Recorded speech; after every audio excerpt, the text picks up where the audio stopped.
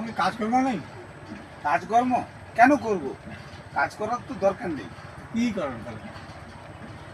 দেখো, বাড়িতে বসে বসে আমার বউ লক্ষ্মী ভাণ্ডার পাচ্ছে, আচ্ছা।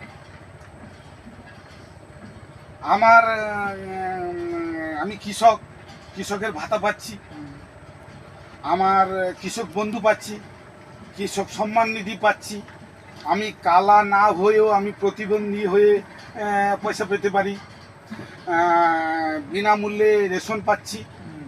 তাহলে আমার ছেলে মেয়ে পড়াশোনার জন্য সরকার টাকা দিচ্ছে, তাহলে আমার খাটার আর কি দরকার বলো? কেন এই শরীরটাকে কষ্ট দিতে যাব? এরপরে শুধু দুঃখ একটাই, কী দুঃখ এলো? ছেলেগুলো চাকরি পাবে, ওদের তো চাকরি আর হবে না। আমি তো সব ভোগ করে করে যাব, লাস্টে ছেলেগুলো ভিক্ষার বাটি হাতে নিয়ে, বাহ কিছু দেন গো মা, কিছু দেন গো। ও MA পাস করুক, BA পাস করুক, ওদের ভাগ্যে এইটা ছাড়া আর দ্বিতীয় কিছু নেই। এই বংশ তোমার এই